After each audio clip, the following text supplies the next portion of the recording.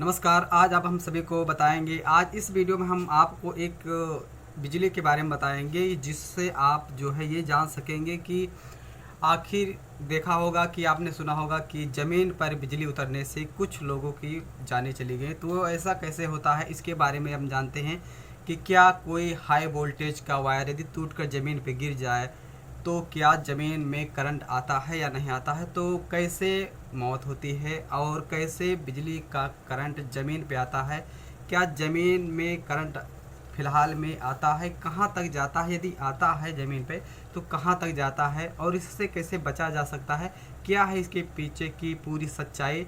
तो बने रहे वीडियो के अंत तक। इसमें आपको हम पूरा विस्तार से ऐसे समझाएंगे कि आपको समझ में आ जाएगा। तो चलिए हम बात करते हैं। आपको एक उदाहरण के तौर पे हम समझाएंगे कि आप इसे कैसे समझ सकते हैं। आपने इस प्रकार डाउट कर सकते हैं। वैसे देखा जाए तो बिजली का जो करंट होता है ज़मीन पे आता है, लेकिन कैसे आता है, तो चलिए बात करते हैं।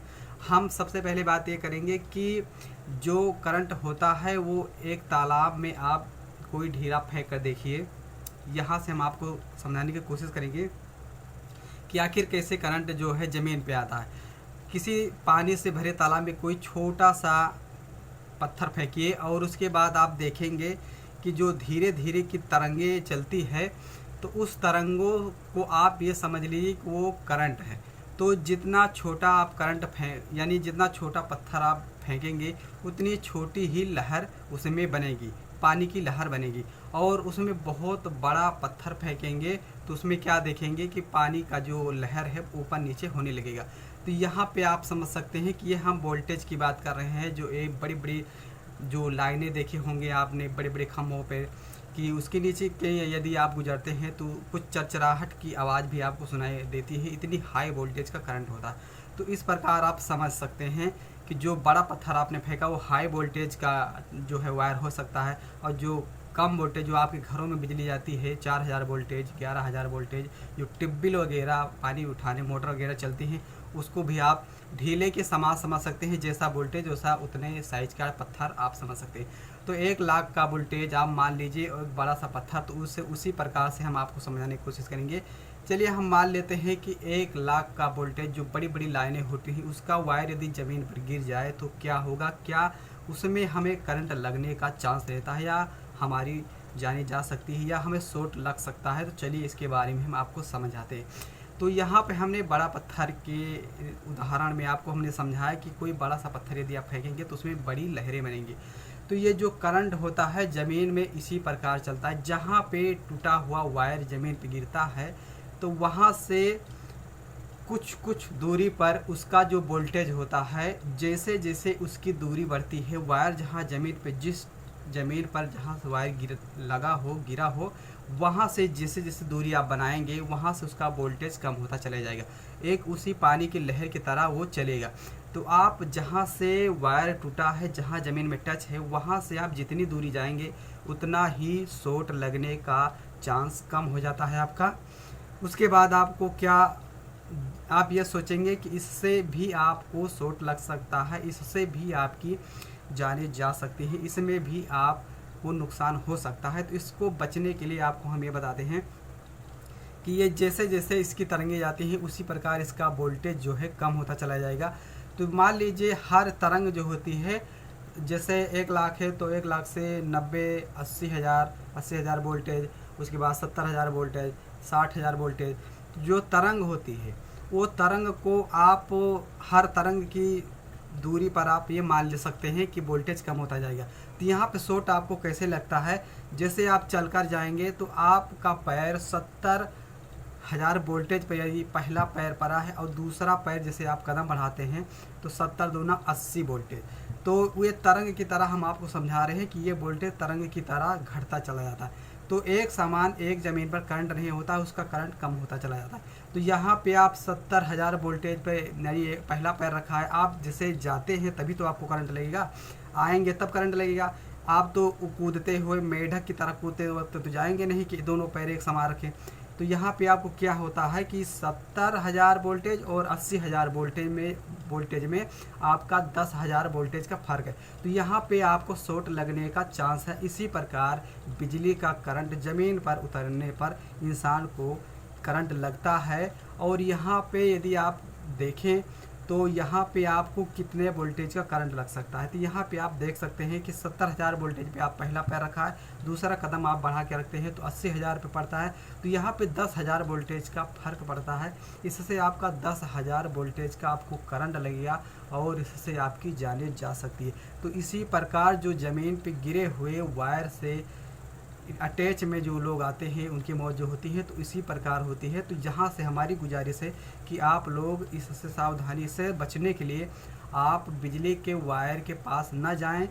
और अब आपको इससे बचने के लिए आपको क्या करना पड़ेगा, यहाँ पे आपको यदि बाई चांस आप वहाँ पे हैं और आपके यारी पास में वायर गिर जाता है तो आपको मेढक की तरह यानी दोनों पैर को एक तरह सटा के कूदते हुए आएंगे, तब आपको शॉर्ट नहीं लगेगा। इसमें क्या होगा कि जो वोल्टेज रहेगा वो सेम रहेगा। जब तक इसमें कोई परिवर्तन नहीं रहेगा तब तक आपको जो है करंट नहीं लग सकता। अब हम ये खुल के नहीं आपको कह सकते कि आप बिजली के वायर के पास ही खड़े रहें, ऐसा नहीं। आपको दोनों पैर सटाकर भी अपने यानी वायर के पास रहेंगे तो आपको करंट लग सकता है। जितना हाई वोल्टेज रहेगा उतना करंट लगने का आपका चांस रहेगा और जितना कम वोल्टेज रहेगा उतना कम लगने का चांस रहेगा। उसी तरह से जैसे अभी थोड़ी देर मैंने पहले आपको समझाया, छोटा सा ढीला तालाब में फेंकेंगे तो छोटी तरंगें बनेंगी और बड़ा पत्थर फेंकेंगे तो बड़ी तरंगें बनेंगी। तो जब छोटे वोल्टेज का वायर ज़मीन में टच होता है तो ज़मीन का जो क्षेत्रफल है बहुत हाई है, इसमें करंट पड़ते ही यहाँ पे सारा रेजिस्टेंस की तरह डाउन हो जाता है। जैसे आपने देखा होगा छोटे छोटे रेजिस्टेंस लगे रहते हैं वोल्टेज को कम करने के लिए, तो ये एक रेजिस्टेंस का काम करने लगता है पृथ्वी। इसीलिए ज़्यादातर इस ज़मीन में करंट आने और उतरने का चांस नहीं रहता है। बहुत चांस ऐसे भी होते हैं कि यदि आप जो है इसमें वायर होता है, एक मेन होता है, एक न्यूट्रल होता है वायर। इससे आपको हम और एक बात और बता देना चाहते हैं इसमें कि ये वायर बिजली का जो वायर होता है न्यूट्रल और फेस होता है। तो न्यूट्रल यदि आप फेस छुए हैं तो न्यूट्रल बनकर आपके शरीर से गुजरते हुए ज़मीन में चला जाएगा, इससे भी आपको शॉर्ट लग सकता है। अब हम बात करेंगे कि यदि आपके घर में किसी प्रकार को आपको शॉर्ट लगता है तो वो किस कारण से लगता है।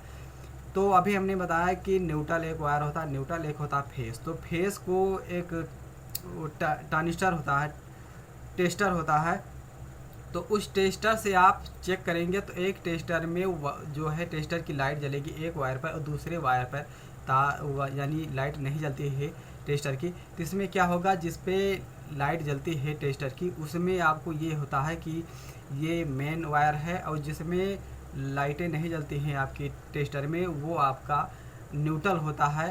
तो इसको आपको ये ध्यान रखना है कि कभी भी आप चलती हुई लाइट को जोड़ते हैं या जोड़ने की कोशिश कर रहे हैं तो आपको सबसे पहले कौन सा वायर जोड़ना चाहिए हम आपको चलिए बता दें। यदि चलती हुई लाइट को आप जोड़ते हैं, सप्लाई देते हैं, तो आपको सबसे पहला काम करना पड़ेगा कि आप न्यूट्रल वाला वायर जोड़ना पड़ेगा, जिसमें जो टेस्टर है जिसमें लाइट नहीं जली है उस वायर को आपको जोड़ना है। इससे आपका क्या होगा कि जब आप मेन पावर का वायर जोड़ेंगे तो जो करंट रहता है वो आपका ग्राउंड की तरफ चला जाएगा, इससे आपको शॉर्ट नहीं लग सकता।